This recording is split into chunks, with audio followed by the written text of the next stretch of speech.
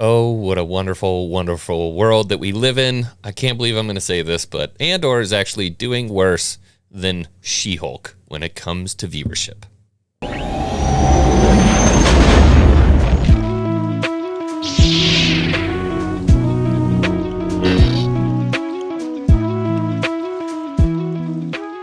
I swear to Bob, this is one of those things where I just want to reject modernity in its entirety, because this is a little ridiculous. Now, I know that Marvel has been pumping out show after show after show, and they're eating good over there, but She-Hulk is probably one of the most atrocious shows I think I've ever seen in my life. And to be honest with you, I only watched 3 episodes and then I stopped. And it's very, very difficult to get me to not watch something because I dislike it so much. I mean, even just sitting there hate watching is something that I don't really have a problem doing. I've been doing it with Rings of Power.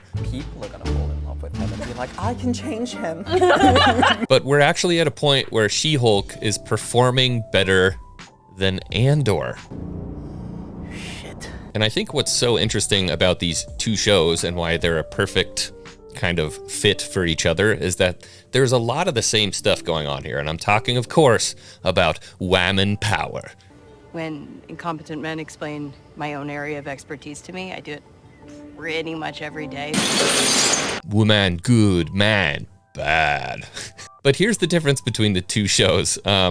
Outside of the show itself, there has been a lot of ye old Twitter ideological warfare going on, right? I mean, obviously the She-Hulk account Twitter stuff is just out of this world crazy. But we've heard a lot from the actors too on Andor that are trying to push a political agenda, saying this is Trump's world and Mon Mothma is Nancy Pelosi. There's plenty of that stuff going on outside the show. But here's the difference between Andor and She-Hulk. One is showing, one is telling. And I'm going to be honest with you, I don't have any problem with it in Andor. There's a lot of women good because, I mean, look at all the girls that are in the rebellion. Obviously the leader of this operation is a female, strong woman. But the difference is they're willing to show a little bit of a weak side. I mean, here in the last episode 6, I'm not going to spoil it for anybody, but I mean, there is a moment of weakness for the captain trying to carry this out. And so I can enjoy that aspect of the show. If they give us a gal and they make her totally badass, but it shows moments of weakness too. I mean, this happened with Bix in the first set of episodes where, you know, she's a strong woman, don't need no man. And then they killed her boyfriend and she's screaming and crying on the ground, showing some actual emotion.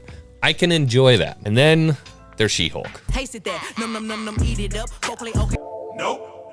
We're not going to talk about She-Hulk too much in this because, well, I'm a Star Wars channel. Now, I understand completely that this could be just totally because people are hate watching the show. But I don't think that's entirely true. And we have to remember when they come out with these ratings, there are a bunch of different aspects that actually go into giving it pole position when it comes to Disney Plus content. You know, there's hours watched, how many people are watching it, the country where they're watching it. So it's not 100% cut and dry, but on many different lists, taking in many different factors, She-Hulk is outperforming Andor right now. And it sort of begs the question, is Star Wars fatigue actually a thing now? I gotta be honest, I remember when the argument for Solo was coming out that there was Star Wars fatigue and people didn't like the movie because they were just tired of Star Wars content.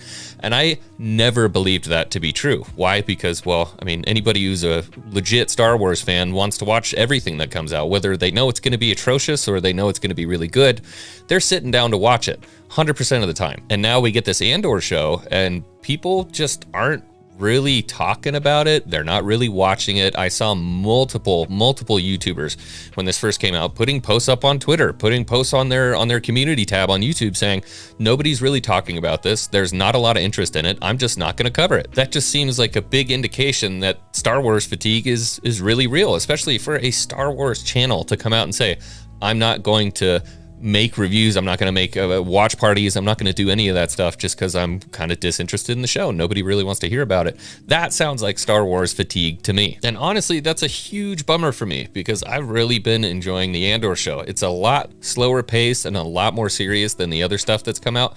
But to be honest with you, if you watched Book of Boba Fett or Kenobi, this should be worlds better for you, depending on what type of Star Wars fan you are.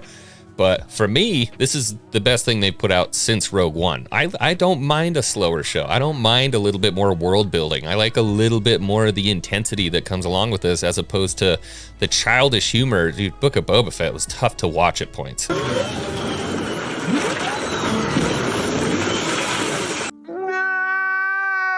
And to be honest, most of the reactions that I've gotten from a lot of the people I've talked to in my community and even some of the other communities where Star Wars is essentially dead to them, they're giving this show a little bit of a chance. When they do watch it, they say, you know, it's actually not that bad. We're finally not breaking any lore, doing stupid jokes for absolutely no reason, or destroying original characters that George created. And yes, I know that seems like a tall order, but Disney's actually doing it. And so I'm curious to hear, what do you guys think? Is Star Wars fatigue real? Or is She-Hulk just that good of a show? But you guys let me know. If you are a big fan of the misandrist, awesome green pick-me gal, you just type it in the comments. Say, X-Wing, you are out of your mind. The show is amazing. Why aren't you watching it? Or if you think Andor is just not getting the ratings because people have Star Wars fatigue, let me know.